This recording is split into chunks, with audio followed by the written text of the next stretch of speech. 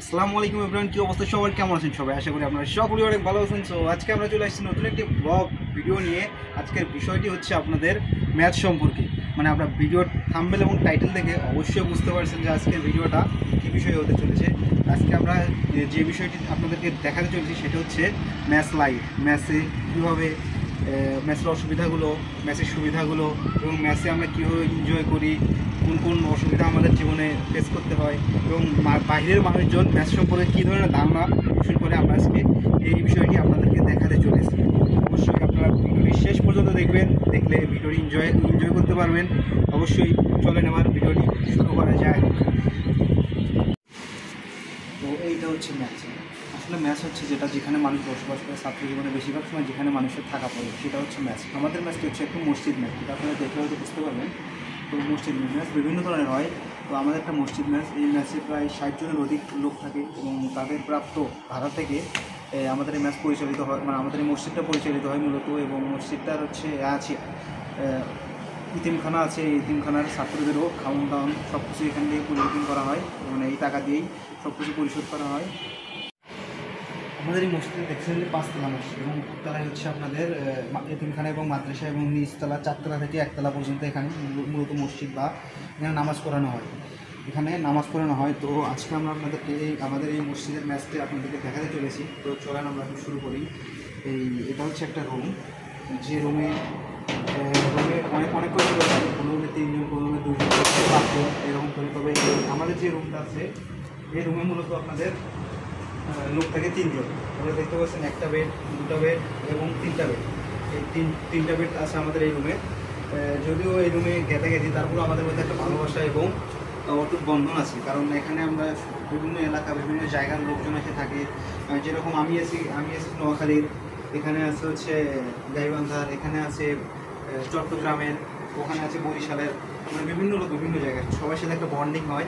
তো এখানে যেমন সুবিধা আছে তেমন অসুবিধাও এখানে আমাদের চোখে পড়ে। যেরকম হচ্ছে আপনাদের অসুবিধা মূলত হচ্ছে ওয়াশরুমের অসুবিধা। একটা ওয়াশরুম, পুরো একটা ফ্লোরে একটাই ওয়াশরুম আছে, সেই ওয়াশরুমটা আমাদের প্রায় 12-13 জন মিলে ইউজ করতে হয়। আর খাওয়ান দাওয়ানটা আরও বেশি সমস্যা। আসলে খাওয়াটা সমস্যার কারণ হচ্ছে আমাদের পুরো ভাগ্যদেবতা, খাওয়ার ভাগ্যদেবতা মূলত হচ্ছে বাবুর্চির কাছে নিচে, যেটা আমাদের 3 তলায় আছে। মানে পুরো 4 তলা মসজিদ মেসে আমাদের হচ্ছে 3 তলায় আছে খাওয়ার ব্যবস্থা আছে, যেখানে আমাদের বাবুর্চি সব রান্না করে, সব বাটি করে রাখা। একটা ওয়াশরুম 8-9 জন মিলে ইউজ করলাম, কিন্তু ওয়াশরুমটা পরিষ্কার থাকে। যদিও ওয়াশরুম পরিষ্কার থাকে, তারপরেও একটা গ্যাদাগ্যাদি একটা ভাব আছে। যাই হোক, ওইসব সমস্যা আছে। তো আমরা আপনাদেরকে আমাদের ওয়াশরুমটাকে দেখাই, এই ওয়াশরুমটার পরিবেশটা এখন কেমন আছে।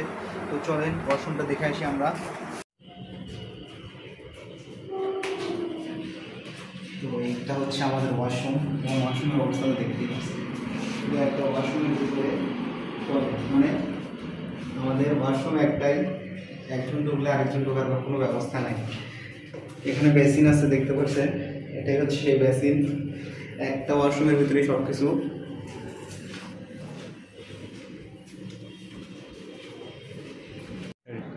তো এটা হচ্ছে আমাদের রান্নাঘর। রান্নাঘরটা দেখতে পাচ্ছেন, এটা হচ্ছে রান্নাঘর এবং আমাদের যে বাবুর্চি থাকে তিনি হচ্ছে রান্না করে এখানে বাটি সিস্টেম করে রাখা যায়। এই বাটি আবার খোয়ার কোনো নিয়ম নেই, কিন্তু এই বাটি খুললে 200 টাকা জরিমানা। তো এখান থেকে আমাদের বাটি নিতে হয়, এখান থেকে প্লেট নিতে হয়। প্লেট নিয়ে ওখানে ভাতের সিস্টেম আছে, অবশ্যই আপনাদের সেটাও দেখায়। এখান থেকে প্লেট নিয়ে বাটি নিয়ে এই তো ভাত এবং ডালের সিস্টেম এই জায়গায় আমরা দেখতে পাচ্ছেন। এখানে আনলিমিটেড ভাত থাকে, আনলিমিটেড ডাল থাকে, যেটা আপনারা যে কোনো সময় যদি এখানে মিল লাগে না, এই যে মিল লেখার সিস্টেমটা দেখেন। এখানে আসলে আপনাদের দুপুরের মিল, রাত্রের মিল এবং সকালের মিল লিখতে হয়। এখানে যার দুপুরের মিল আছে সে এখান থেকে আনলিমিটেড ভাত খেতে পারবে। মানে তার জন্য এখানে ভাত খাওয়ার ব্যবস্থা আছে। আর যে মিল লেখেনি সে যদি ভাত খায় তার 200 টাকা পর্যন্ত জরিমানা হয়। আমাদের ম্যাচের খাওয়ার সিস্টেমটা এরকম। এটা হচ্ছে আমাদের সেই রান্নাঘর, ঐতিহাসিক রান্নাঘর। তো চলেন আরেকটা জিনিস আপনাদের অসুবিধাটা দেখাই।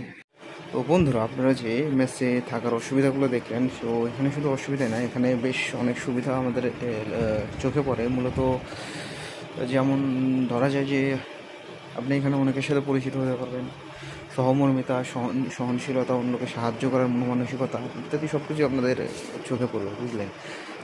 আপনি যখন ইচ্ছে তখন বেরোতে পারবেন, যেহেতু এখন বাঁচতেছে আপনার বাজে মনে করেন যে বাঁচতেছে যে মানে আপনি যে কোনো সময় বেরোতে পারবেন রুম থেকে, 11টা 12টা যে কোনো সময়। যেরকম আমাদের এখানে ম্যাচ থেকে আপনি 12টা 1টা এই সময় বেরোতে পারবেন, আপনাদের কেউ কোনো কিছু বলবে না। তো ম্যাচের যেমন সুবিধা তেমন অসুবিধাও আছে ম্যাচ লাইফে। তো অবশ্যই আপনারা ম্যাচে থাকার চেষ্টা করবেন, কারণ সব অভিজ্ঞতা জীবনে দরকার। তো অবশ্যই ভিডিওটি ভালো লাগলে লাইক করবেন, কমেন্ট করবেন, শেয়ার করবেন এবং অবশ্যই সাবস্ক্রাইব করতে ভুলবেন না। আল্লাহ হাফেজ।